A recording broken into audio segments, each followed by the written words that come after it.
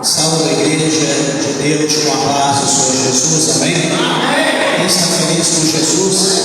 Quem pode dar uma salva de palmas para Jesus?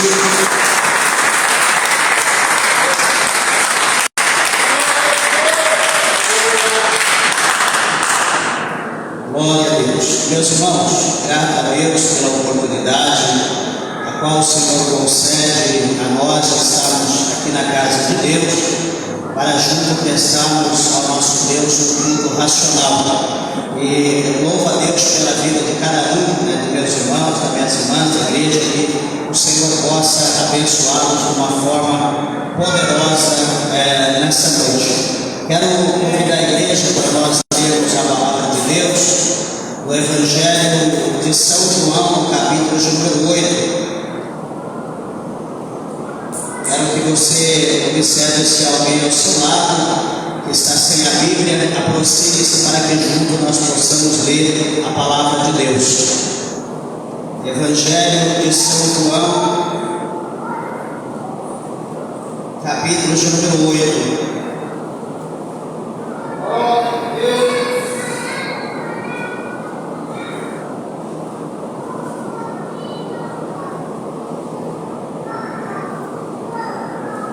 Glória a Deus.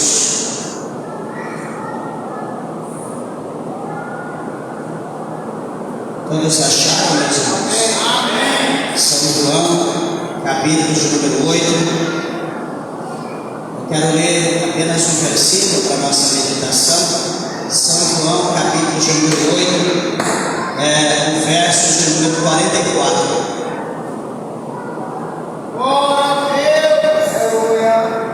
Por favor, acompanhe a leitura, ouça, para que nós possamos aprender nessa noite e entender o que Deus tem para nós. 8:44 de São João diz assim: Vós tendes por pai ao diabo e quereis satisfazer os desejos de vosso pai.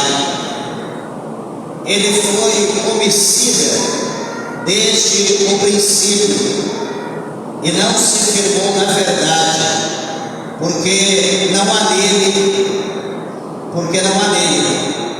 Quando ele profere mentira, fala do que lhe é próprio, porque é mentiroso e pai da mentira. Amém? Somente isso, meus irmãos. Podeis assentar. Desocupe vossas mãos e dê uma salva de palmas para a alegria para Jesus.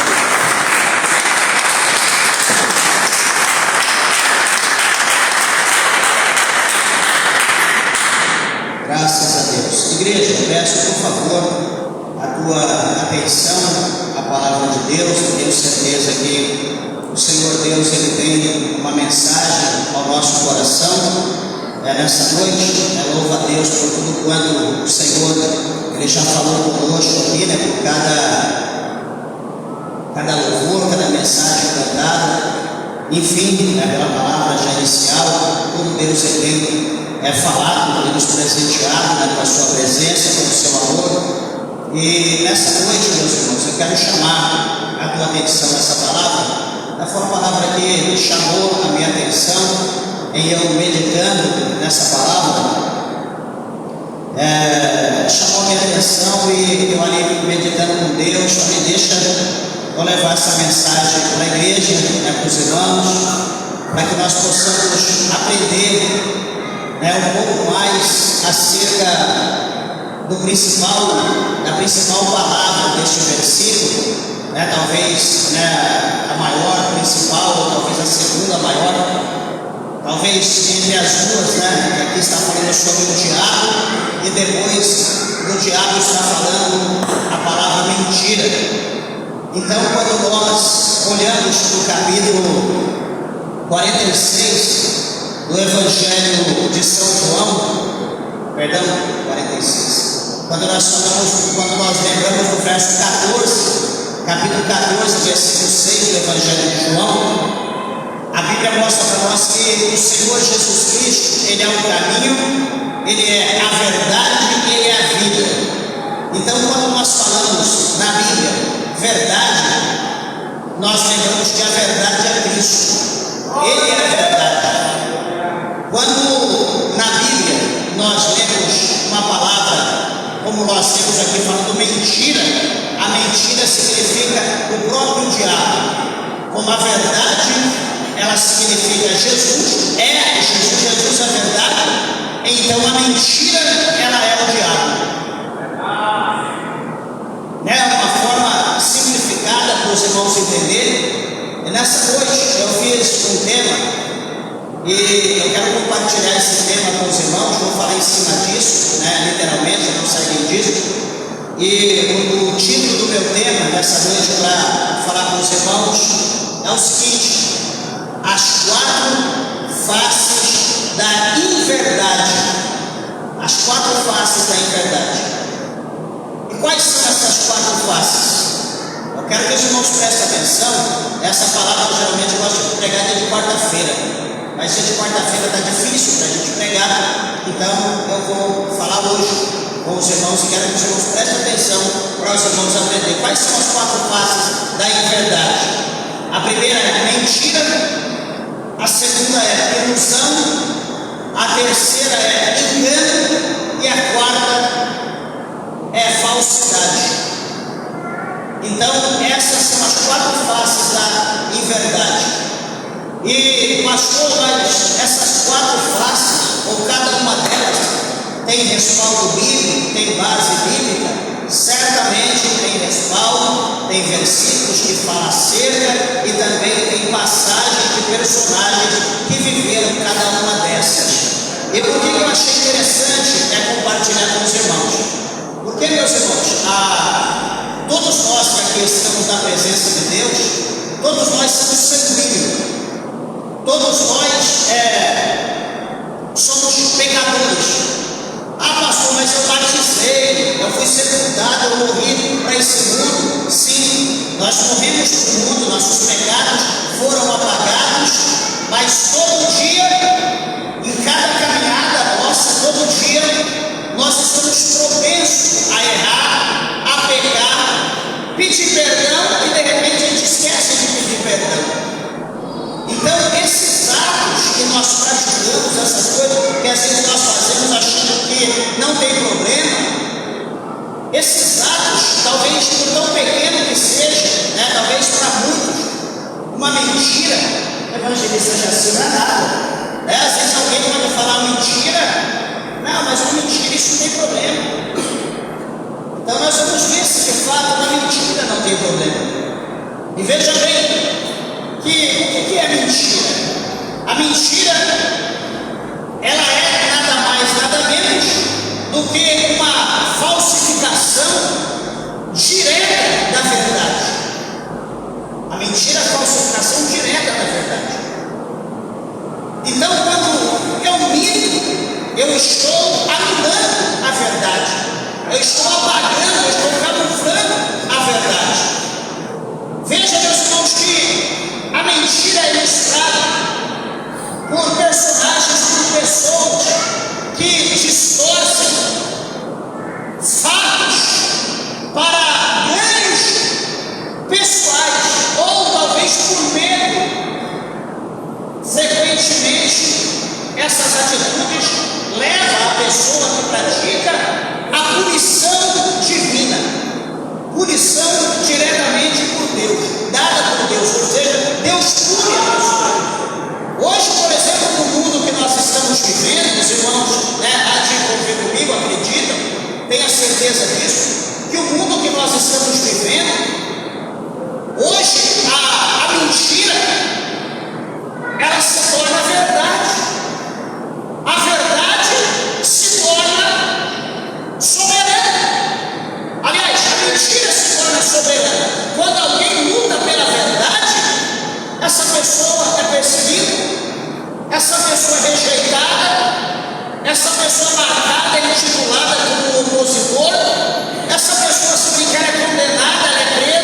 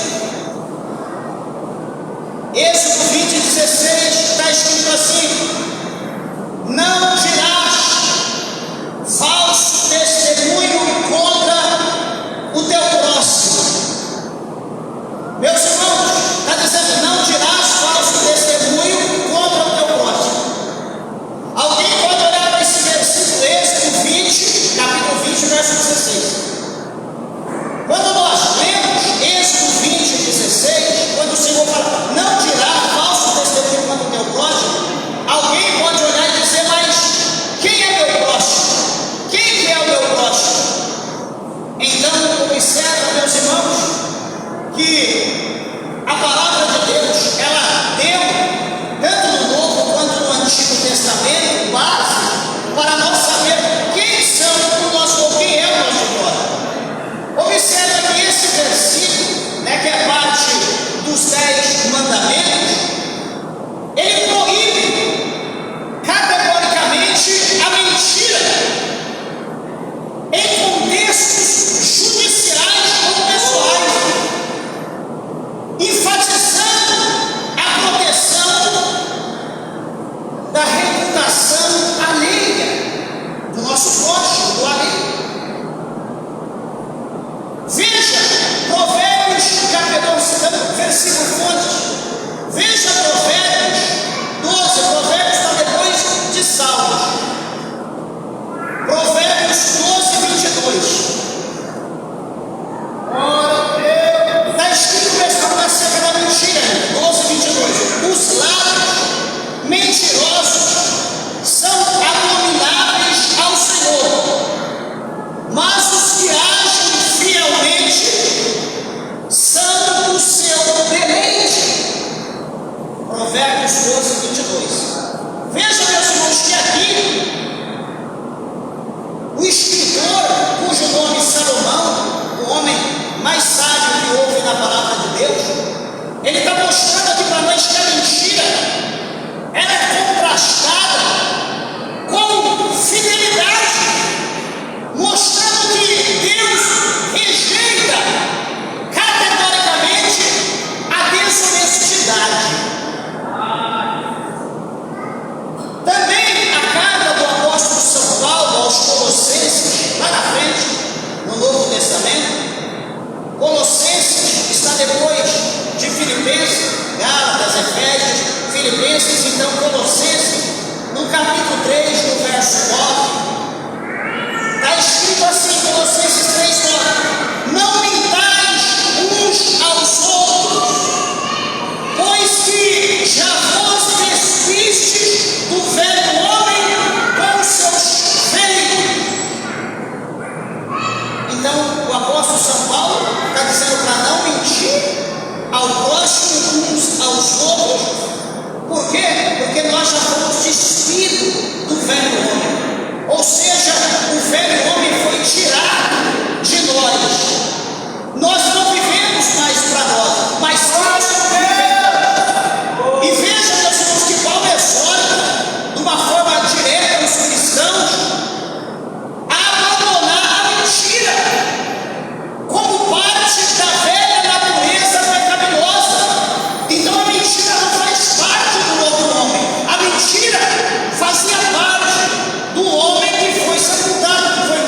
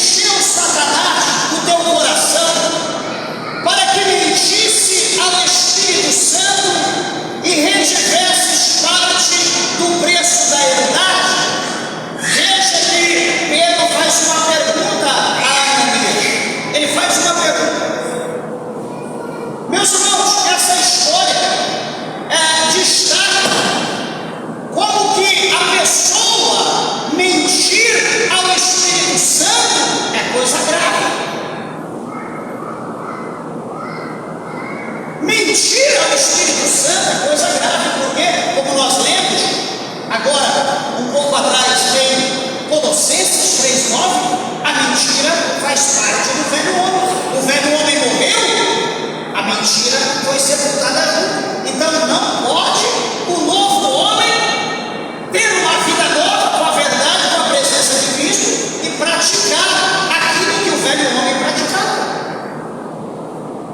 Então, Pedro está dizendo: você mentiu, não foi para o homem, você mentiu para o Espírito Santo. E se você ler o próximo versículo, você vai ver o quê? Que Ananias foi sentenciado no exato momento pelo céu e expirou, morreu naquele exato momento diante da tribuna, diante do altar, e foi sepultado. Passa-se período na sequência, pode ler, período de cerca de 3 horas.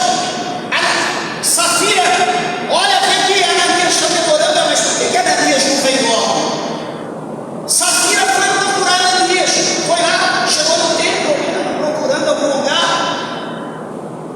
talvez achando que Ananias estava na tribuna, porque vendeu e deu ali, né? Havia combinado que venderam a herdade por um determinado valor, estava entregando tudo na presença de Deus.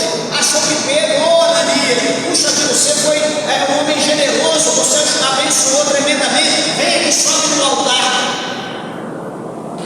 Aonde que Ananias estava? Dentro da cova.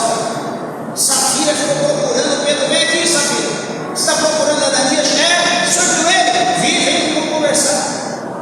Pode ler na sequência. Peraí, vocês venderam a herdade por tanto? Exatamente, foi por tanto. Tá bom, tá vendo aqueles homens lá? Aqueles homens que estão chegando na porta acabaram de sepultar o teu marido. E agora também, porque você mentiu, porque você entrou em concordância com o teu marido, você também vai morrer, vai ser sepultada, como foi o teu marido. Naquele exato momento, Safira também expirou, morreu e foi sepultada. Por quê? Porque eles mentiram para o Espírito Santo. Peraí, eles eram obrigados a dar o dinheiro na igreja? Não, o dinheiro estava com eles, era deles. Só que, veja bem, por eles terem mentido, venderam por... Não, eu vendi por 100 mil, não vou falar que nós vendemos por 20, vamos dar só 20. Peraí, é deles, eles fazem o que querem.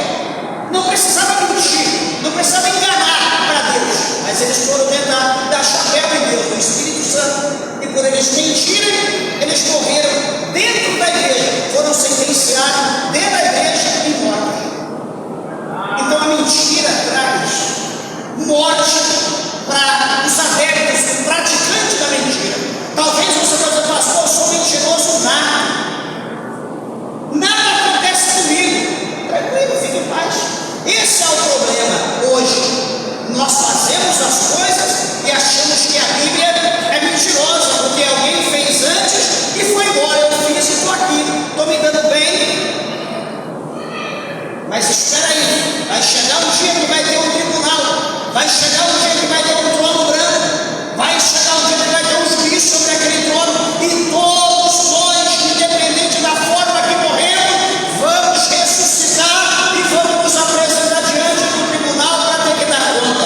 Aí é aquele mentiroso, aí é aquele adúltero, aí é aquele viciado, aí é aquele jogador, aí é todo tipo de escolha, todo tipo de pecado será revelado diante de Deus e virá a sentença. Segundo exemplo de pessoas, Pedro negando Jesus. Abra comigo Mateus 26. Evangelho de São Mateus, Novo Testamento. Antes de Lucas, antes de Marcos, então Mateus. Mateus 26, do 69 ao 75, capítulo 26, versos 69 ao 75. Veja, meus irmãos, que por medo, vai mentir 3 vezes. Peraí, mas quem era Pedro? Pedro era discípulo de Jesus. Pedro tinha poder, ele foi pregar, ele foi anunciar o Evangelho. Os demônios foram repreendidos, os enfermos foram curados. Mas só que Pedro, por medo, ele vai mentir. 26 de Mateus, é o capítulo, verso 60.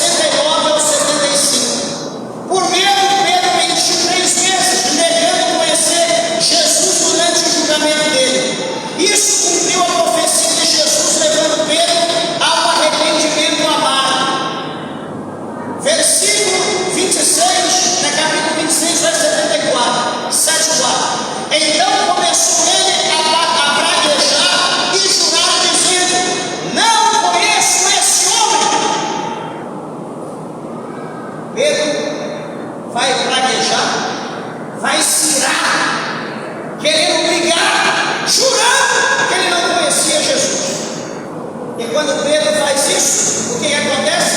A campainha toca, o relógio lá dentro do galo toca, e o galo canta, e Pedro então, ele chora, diz a Bíblia que ele chora desesperadamente pelo fato, pelo acontecimento. É interessante, amados e queridos irmãos, chama a tua atenção a essa situação que isso mostra a fraqueza humana, a fraqueza do ser humano e as consequências emocionais da mentira. Toda mentira, ela tem uma consequência. O terceiro exemplo vai lá no começo da Bíblia, lá em Gênesis. Por favor, abra comigo Gênesis 27, é o primeiro livro da Bíblia, capítulo 27, versículo 19. Está escrito que,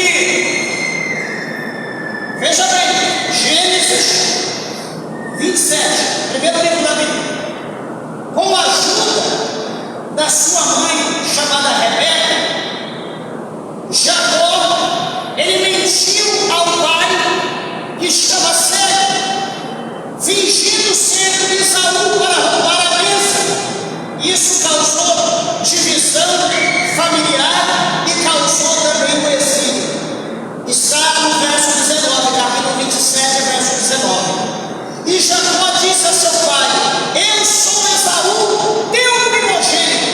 Então, esse verso 19 do capítulo 27 mostra que Jacó, ele vai dizer para o seu pai: eu sou Esaú, eu sou o teu primogênito. Estava disfarçado, ele estava vestido de Esaú, estava com roupa de pele, para mostrar que ele era peludo como seu irmão, e mentiu para o seu pai.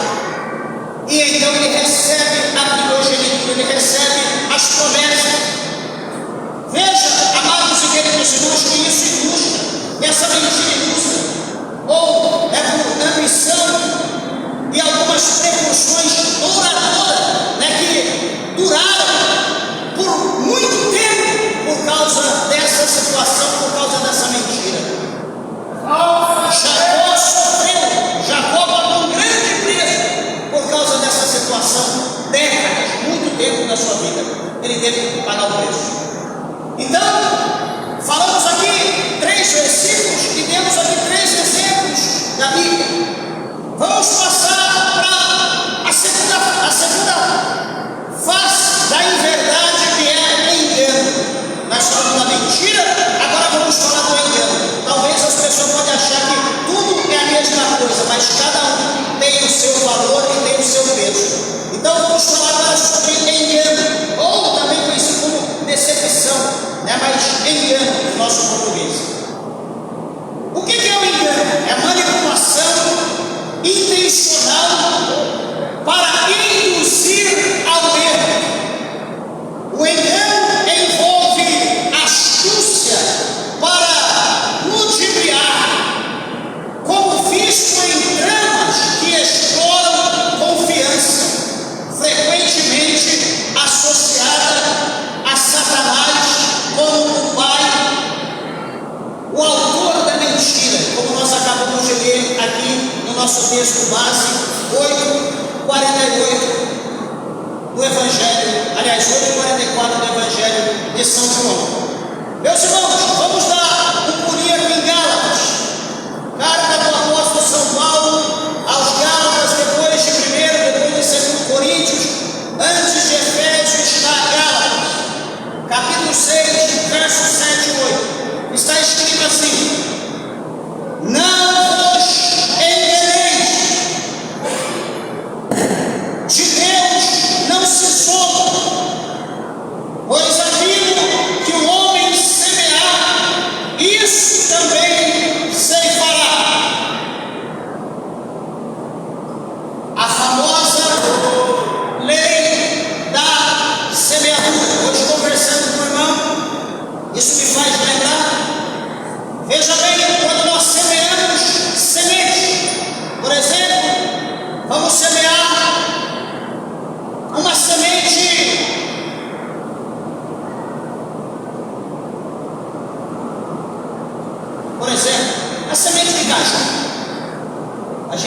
sol, aquela semente está ajudando ela, uma semente.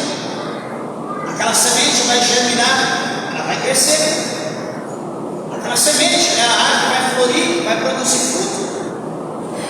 E uma semente, quantas que nós iremos escolher por intermédio de uma que nós plantamos? Horrores! Vamos plantar uma semente de laranja.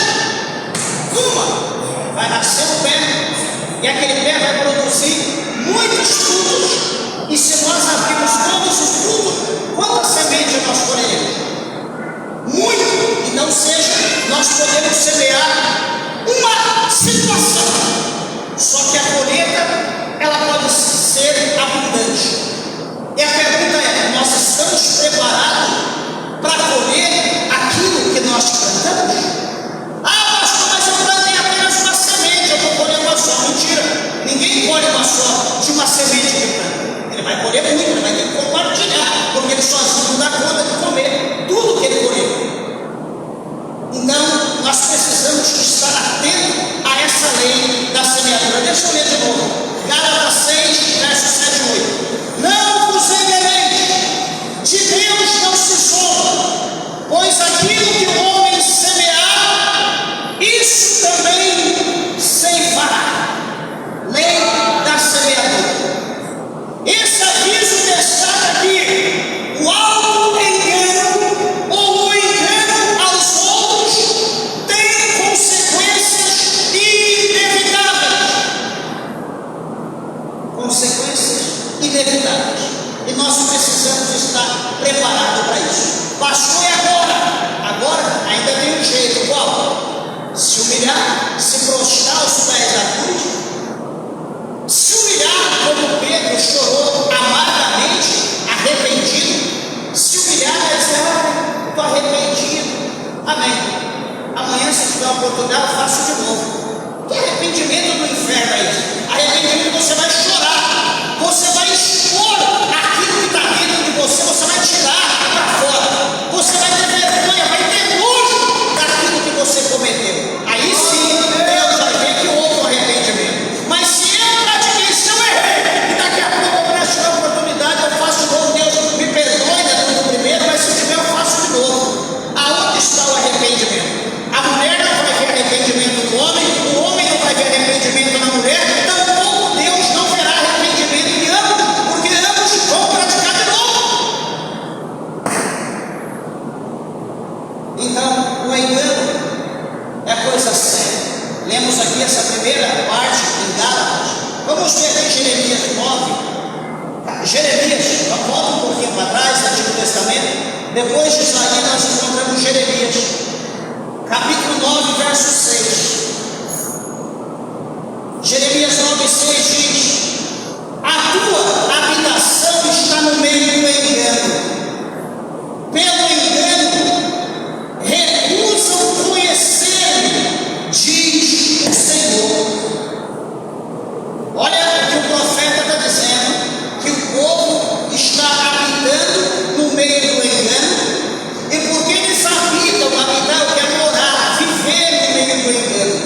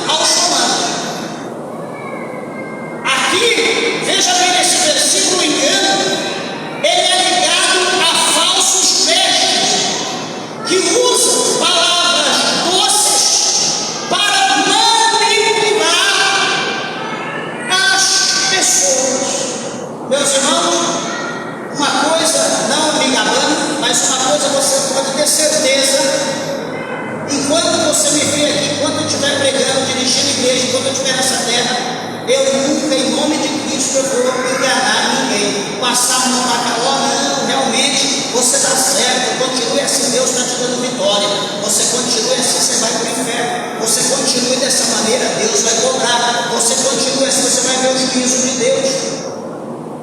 Tem gente que é mestre em ensinar as pessoas a separar, divorciar. Tem gente que é mestre em fazer as pessoas sair da igreja. Tem gente que é mestre em fazer as pessoas se tornar palhaço. Mas Deus não me chamou para isso. Deus me chamou para tirar aqueles que estão nas trevas, trazer para a luz, fazer a verdade resplandecer e iluminar a tua mente e o teu coração, trazer você para a verdade. Por isso que não é todo mundo que gosta da gente, não é todo mundo que gosta da verdade. Por quê? Porque as pessoas estão habituando no meio do engano. Mas, falando acerca dessa situação, acerca do engano, vamos ver o que a Bíblia fala em Gênesis, no capítulo 3. Onde está Gênesis? O primeiro livro da Bíblia, capítulo 3. A serpente enganando Eva. Nós estamos falando de engano, então a serpente está enganando Eva, nesse capítulo 3. A serpente que simboliza Satanás, representa Satanás, enganou Eva com meias verdades. Meus irmãos, não existe meia verdade. A Bíblia diz que a palavra do crente, a palavra da igreja, a palavra do homem de Deus, a palavra da mulher de Deus, evangelista, é sim, sim, não, não. O que passar disso é procedência maligna, diz a Bíblia. Então não existe meia verdade, não existe meia mentira. É mentira ou verdade? É realmente ou não é? Não tem meio termos. É interessante aqui que a serpente enganou Eva com meias verdades acerca do fruto proibido. Ela queria que Eva obedecesse ela e não a Deus.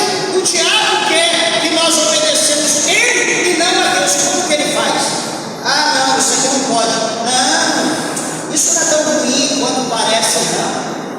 Pode usar um pouquinho, você vai ver que o negócio não tem problema não. Um pouquinho só, não tem problema. Um golinho só, não tem problema. Um traguinho só, não tem problema.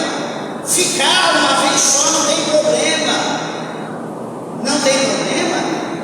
E quando o Senhor Jesus ele diz que um pouquinho de fermento faz levedar toda a massa, por 2 vezes na Bíblia, no Novo Testamento. Se não tivesse problema, a Bíblia não diz um pouco de fermento faz toda a massa levedar. O Senhor diz, não se preocupa, manda fermento, use, rola nele, use mais fermento do que trigo. Mas o Senhor diz um pouquinho de fermento faz toda a massa levedar. Então o pecado, todo o pecado ele começa pelo primeiro olhar, pela primeira palavra que ouve, pela primeira resposta, pelo primeiro gesto, pelo primeiro toque. Tudo começa pelo primeiro. Não pensa que nós mergulhar no pecado para depois nós conhecer o pecado. O primeiro toque é o essencial que o diabo precisa. Então ele queria que Eva comesse o fruto proibido, porque se Eva comesse, iria levar Eva ou a humanidade à queda. Veja comigo Gênesis capítulo 3, verso 4 e 5. Gênesis 3, 4 e 5 diz: então a serpente disse à mulher, disse a Eva: certamente não morrereis, porque Deus sabe que no dia em que dele comerdes, se abrirão os vossos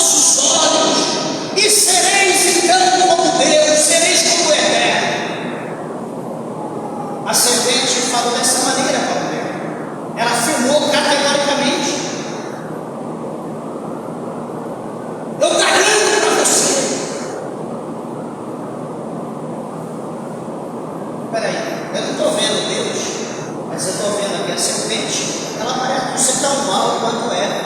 Dá a impressão, ela está dizendo que Deus é egoísta, que Deus só Ele quer ser o que Ele é. Porque se eu também posso, por que só Deus é o que Ele é? A serpente esqueceu de dizer que Deus é o Criador. A serpente esqueceu de dizer que Ele é onisciente, onipresente, onipotente. A serpente esqueceu de dizer, não, Deus, Ele é o que é, porque Ele é o Criador, Ele é o Todo-Poderoso. Talvez mas a serpente manipulou, ela tentou dar uma maquiavelada ali na situação, e Eva, então, ela cedeu, ela caiu. Todo mundo que cai no laço do diabo, todo mundo que cai em pecado, ele é confrontado e é mostrado para ele que aquele mal, que aquele pecado, aquele ato que ele vai cometer não é tão ruim quanto parece, não vai fazer tanto mal para ele. Não, hoje nós estamos vivendo a igualdade, hoje nós estamos vivendo liberdade, hoje a gente faz o que a gente quer, hoje nós escolhemos o que nós queremos. Vê a Bíblia, quem está morrendo por causa disso ou por causa daquilo. A Bíblia não quer dizer nada, a Bíblia não pune ninguém, aquilo é mentira. Nós estamos aí pegando, roubando, matando, está todo mundo bem, prosperando, nossos cartões, cartão de crédito, viagem, está todo mundo em paz, vamos entrar conosco. E a gente esquece que vai ter um tribunal, nós esquecemos que vai ter um juiz, um dia que vai julgar cada pensamento, cada atitude, cada gesto nosso. Nós esquecemos isso. Nós não temos que preocupar com agora, nós temos que preocupar com amanhã. Nós temos que preocupar quando nós estivermos diante do juízo, diante do trono. O que nós vamos dizer para Deus? Quais são as nossas palavras? Será que conseguiremos persuadir Deus? Então nós temos que preocupar. Tem um ditado aí do Oriente, um ditado popular que diz: quando a esmola é demais, o santo pula longe, desconfia, alguma coisa está errada. O santo não é bobo, ele costuma ganhar só moedinha. Daqui a pouco um pacote de dinheiro e joga em outro. O que pode ser? Alguém está lavando dinheiro, quer me usar para se beneficiar. O santo não é bobo, não. O santo desconfia. E por que a gente não pode desconfiar? Aquela mulherona está me dando mole. Aquele homem fortão ou carrão está me dando mole, olha para mim, não sou nada. Peraí, uma coisa está errada. Nós temos que abrir o olho, pedir para Deus discernimento. Veja que isso introduz o engano como ferramenta do mal, resultando numa separação do homem com Deus. O resultado da obediência da mulher à serpente resultou, qual foi o resultado? A desobediência é igual separação do homem da presença de Deus. Foi excluído. Eu quero ser distanciado de Deus? Não. Meus irmãos, já errei muito nessa vida. Aprendi com os meus erros. Tem coisas que a gente perde quando a gente erra, que a gente é difícil recuperar. Nem sei se vamos recuperar, mas nós lutamos para isso. Às vezes você pode achar, não, é fácil, eu vou errar, mas é tranquilo, não tem problema, daqui a pouco, cuidado. Você pode virar um santo de mão junta e de repente você não vai conseguir recuperar o que você perdeu. Estou dizendo aquilo que tange o âmbito espiritual, não coisa terrena. Estou dizendo de espiritualidade, de comunhão, de dons, de poder. Talvez você perde, você talvez vai chorar uma lágrima de sangue querendo recuperar aquilo. De repente tem gente que nem vai recuperar mais. Então nós temos que vigiar. Segundo, falando da serpente que engana Eva. Segundo, Jacó é enganado por Labão. Isso está em Gênesis, mesmo livro, capítulo 29. Labão enganou Jacó, dando-lhe Lia em vez de Raquel como esposa, após 7 anos de trabalho. Jacó está na casa de Labão, está trabalhando, se apaixona por Raquel,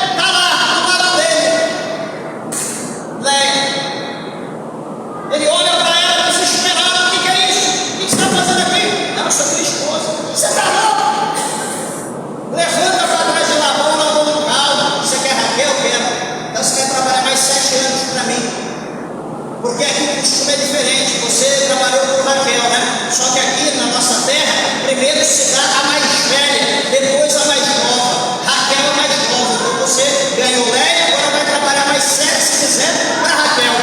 E ele trabalhou mais 7 anos para conquistar Raquel, a mulher do seu sonho. Ele foi enganado. Mas por quê? Porque nós lemos que lá atrás ele também enganou o seu próprio pai. Então ele colheu. Veja que o que ele colhe vai ser dobrado. Se você ler a história de Jacó, meu Deus do céu, é terrível, ele chora. Ai, mas o senhor enganou o pai. Ei, meus irmãos, cuidado, você que é jovem, que é filho, que engana o teu pai, que engana a tua mãe. Eu tenho exemplo na minha casa, na minha pele, uma vez, deixa eu falar do lado, morava na fazenda, lá no Paraná, e eu tinha, sei lá, uns 9 anos, alguma coisa assim, 8, 7 anos, 9 anos, aliás, perdão. Eu disse para minha mãe, eu posso ir lá no mangueiral, de um monte de lugar cheio de manga, era muito longe, um monte de manga diferente, parecia um pomar. E ela disse, não vai, meu filho, não vai não, já está tarde. Ah, mas deixa, não vai não. Tá bom, vou ficar por aqui brincando. Aí de repente olho para um lado, do outro, parece que alguém falou, vai.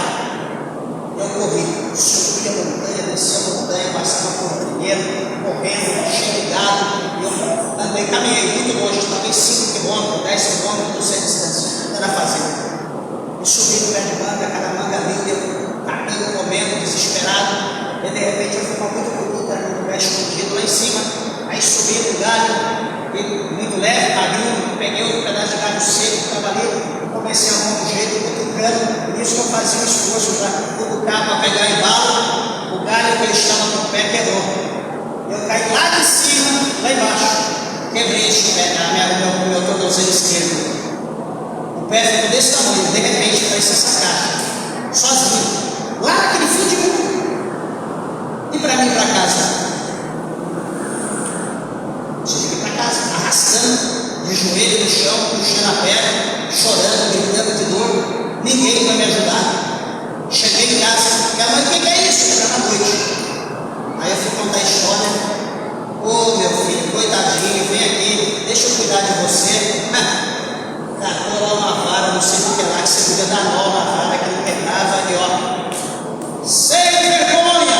Olha que você ganhou por desobediência, vem aqui, deixa eu te dar o troco para você não fazer mais isso, não me desobedecer mais, desobedecer sua mãe, olha aí, e entre outras coisas que eu já passei na vida.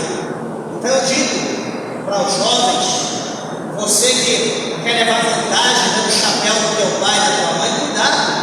De repente o teu pai não pode ver, mas nós temos um Deus que vê. Nós temos um Deus que vê e que dá a paga sem misericórdia aos desobedientes. Olha o exemplo de Jacó aqui. Podemos pegar vários, mas o de Jacó sofreu. Então não desobedeça o teu pai, não desobedeça a tua mãe. Ah, pastor, mas o momento era propício, Deus prepara para outro. O teu pai é o momento mais velho, conhece, tem experiência. Ah, mas se não der certo agora, não, fique em paz, Deus já prepara outro. Outra situação, outro motivo, outro meio.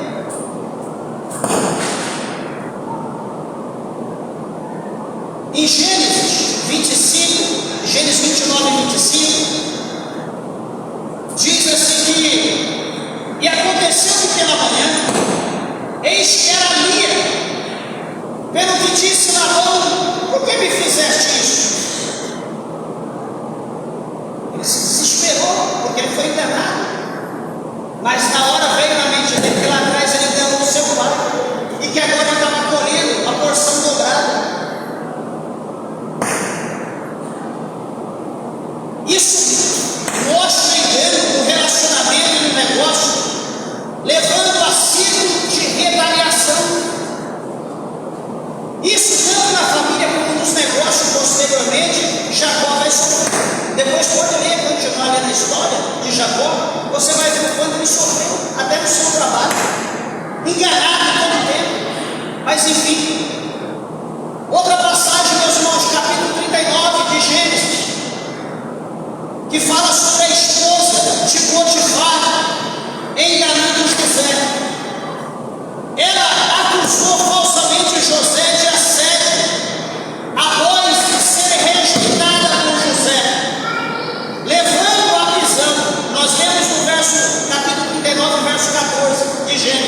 Diz assim: chamou aos homens de sua casa e falou-lhes, dizendo: vede, trouxe-nos um varão hebreu para escarnecer de nós.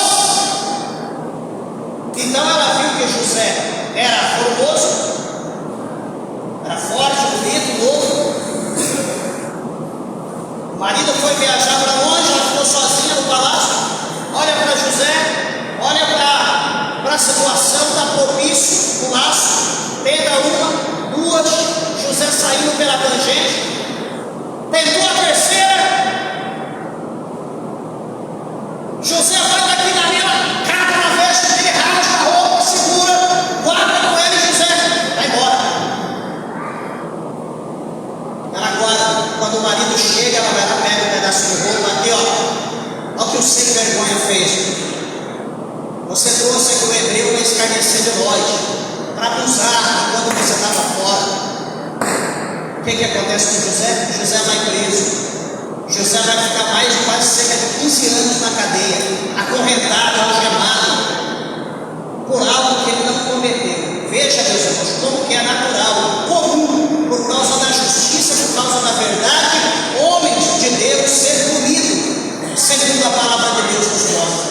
Se porventura alguém aqui estiver sendo punido, perseguido por causa da verdade, meus irmãos, leia a Bíblia e veja que antes de nós, pessoas fiéis, talvez mais do que nós, já padeceram injustamente por causa da justiça. Então o que nós temos que fazer? Dar glória a Deus por nós também estar sendo dignos de passar por aqueles que passaram. Isso é interessante, nós precisamos analisar isso. Veja que essa situação exemplifica engano por vingança, mas Deus usou essa situação para o bem de José. Deus usou o processo que passou na cadeia para colocar José como governador do Egito. Os irmãos estão vendo como Satanás agiu de uma maneira, só que Deus usou aquele laço, aquela cilada, para exaltar José e colocar José lá no trono, porque já era a promessa que Deus havia feito para ele quando ainda era novo. Isso chama a nossa atenção porque muita gente tem promessa de Deus, muita gente tem promessa grande de Deus. Tem gente que olha para si e diz: meu Deus, mas tudo isso, meus irmãos, é boa, promessa é boa, sugestiva, dá prazer, só que cuidado com o que talvez você terá que passar para cumprir essa promessa na tua vida. Será que nós estamos dispostos? Será que nós estamos olhando só para a coroa? Só para a rosa? Mas nós estamos esquecendo dos espinhos. Toda a promessa tem espinho. Toda rosa tem um espinho. Então toda promessa tem espinho.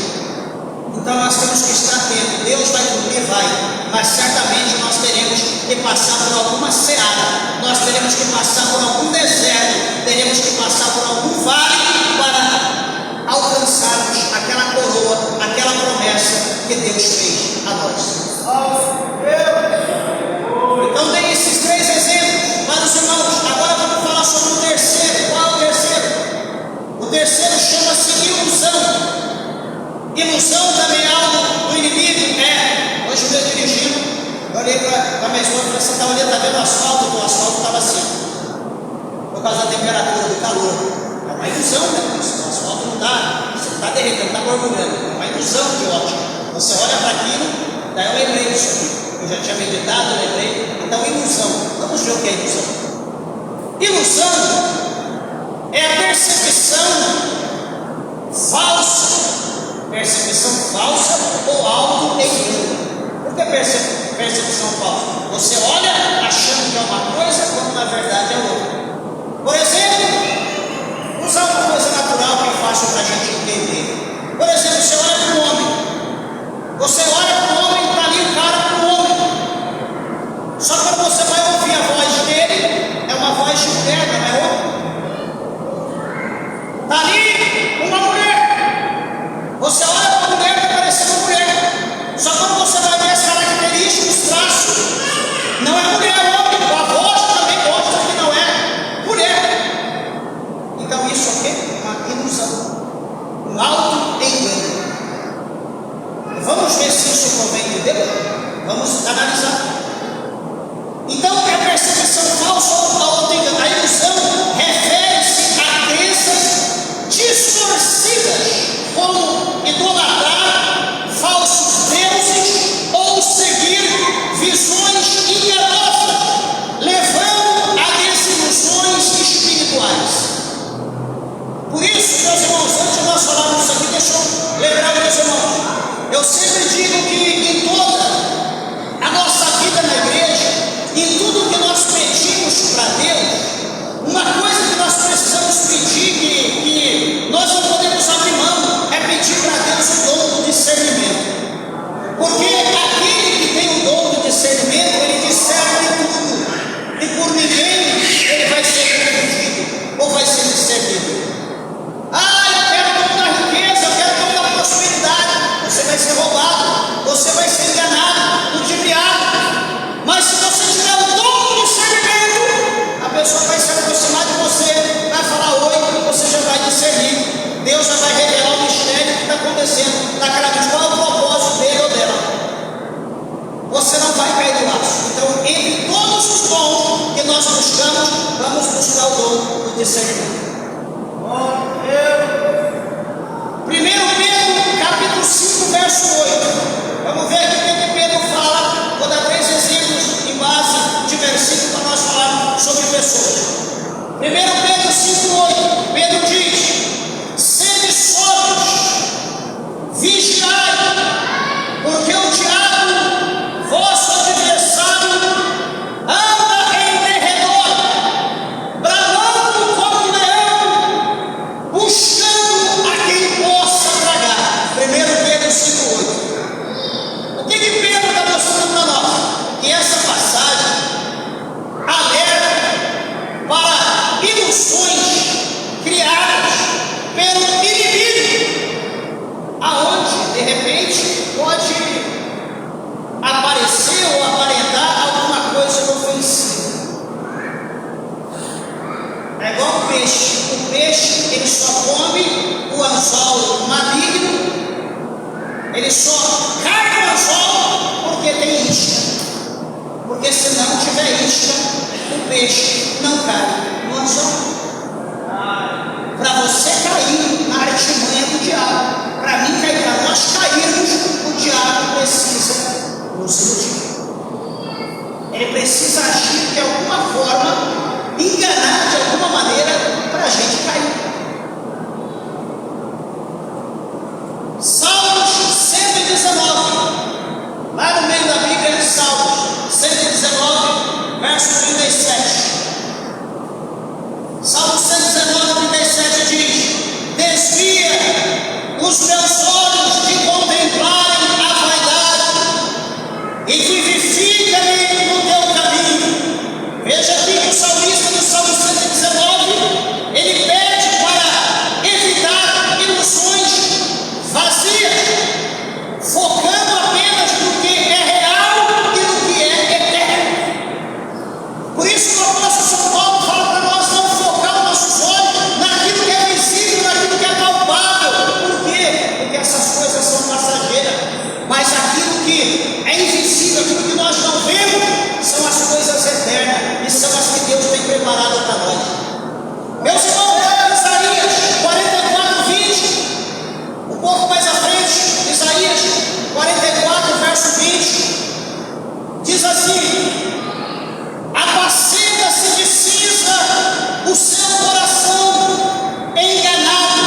Aliás, o seu coração enganado e o desviou, e não livra a sua alma, nem diz: porventura não há uma mentira na minha mão direita. O que Isaías está mostrando aqui para nós? O que Isaías está querendo dizer nesse versículo? Isaías, ele descreve a ilusão de idolatrar falsos deuses, levando ao auto-engano. É como ele mesmo diz, meus irmãos, que no dia, quando Deus, o Senhor, vai se manifestar, os deuses das nações, que até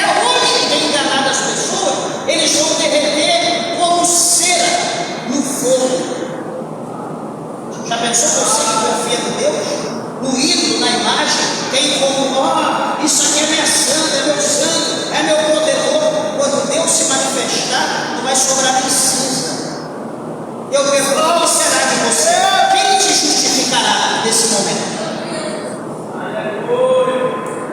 Primeira base sobre ilusão: Acabe e os falsos profetas. 1 Reis, capítulo 22. Acabe foi iludido por 400 falsos profetas que profetizaram vitória, ignorando o verdadeiro profeta Micaías, 1 Reis 22. Isso, meus irmãos, levou a sua morte em batalha. Acabe foi morto na batalha porque foi enganado pelos 400 profetas. 1 Reis 22 diz: e disse: eu sairei e serei espírito de mentira na boca de todos os seus profetas. Ilustra ilusões coletivas por orgulho como consequências fatais, consequências que levou o rei à morte. E quando o diabo ele engana eu e você, quando ele tenta nos enganar, não é porque ele quer nos ver felizes, é porque ele quer tirar a nossa vida. Ele quer arrumar um meio, uma forma de nos levar para o inferno, porque a nossa alma, ele tem sede da nossa alma, ele quer a minha, a nossa alma de qualquer maneira. Idólatras em ilusão, Isaías 44. Isaías 44 diz que pessoas que adoram ídolos se iludem, acreditando em objetos inanimados. Isaías 44:20 diz: apacenta-se de cinza o seu coração enganado, o desviou e não livra sua alma, nem diz: porventura não há mentira na minha mão direita. Veja, meus irmãos, que isto mostra ilusão e falsas religiões afastando de Deus.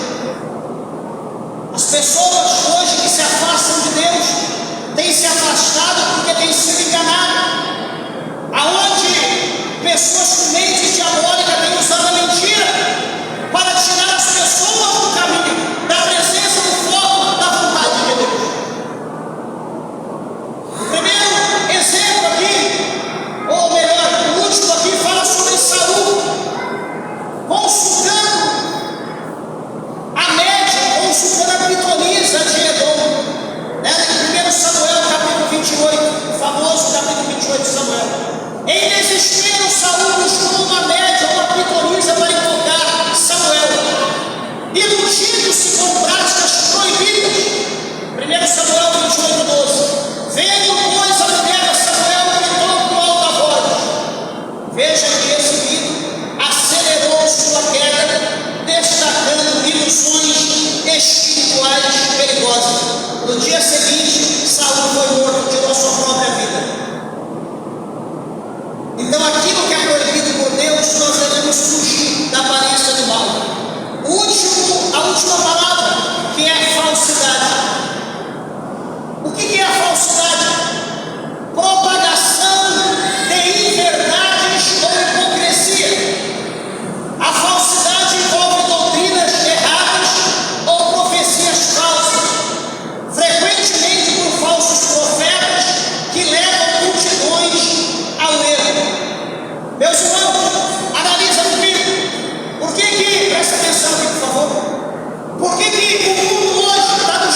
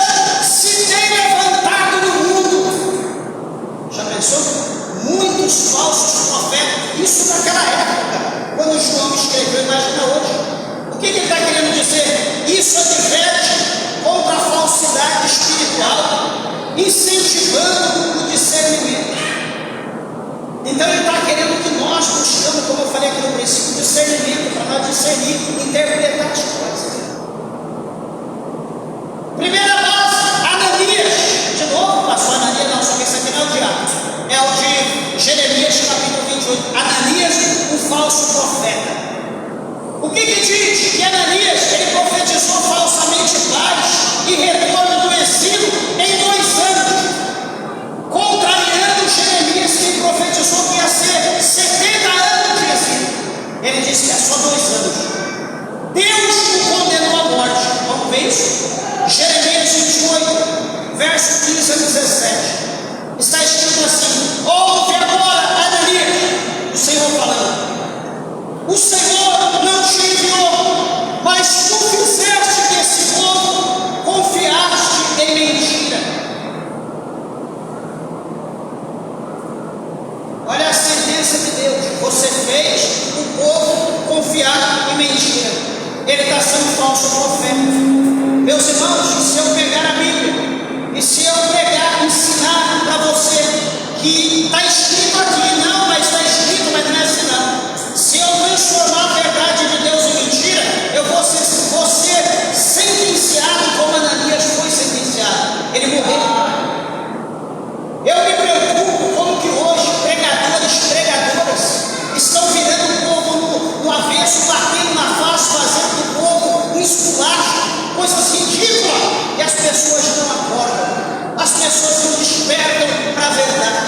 Parece que amam ser enganado, parece que amam ser ludibriado, sabendo que se eu for enganado, eu cair no engano, eu praticar o engano, a minha fé ou as minhas ações, as minhas atitudes será vã, eu vou para o inferno quando eu partir desse mundo.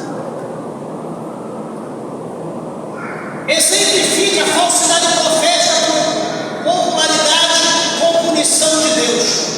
Terceiro exemplo, segundo exemplo, falsos profetas de Baal, 1 Reis capítulo 18. Os 450 profetas de Baal promoveram falsidade idolátrica, desafiados por Elias no Monte Carmelo, onde falharam. Vamos ver 1 Reis 18, 27. E sucedeu que ao meio-dia Elias zombava deles. O que isso quer dizer? Que Elias estava mostrando falsidade em cultos pagãos, terminando todo o ritual com o julgamento divino. Qual foi o julgamento? A punição e morte de todos os profetas idólatras. E o último exemplo, falso mestre em Judá, Jeremias 23, capítulo 23. Falsos profetas falsos profetizavam paz, falsa durante o julgamento iminente. Versículo, Jeremias 23, 16. Não tens ouvido as palavras dos profetas que vos profetizam, eles vos fazem desvanecer. O que Jeremias está dizendo? Que essa situação ilustra falsidade que engana toda a nação, levando-a a uma posterior destruição, como houve no tempo dos profetas. Meus irmãos, concluo aqui essas 4 faces da inverdade: mentira, engano, ilusão e falsidade. Está claro para todos nós compreender, entender e fugir dessa situação e manter a verdade. Repito o que Paulo falou: é que o velho homem, o pecado já foi sepultado com o velho homem, e agora nós vivemos, mas não para nós, mas nós vivemos para Cristo, para a verdade.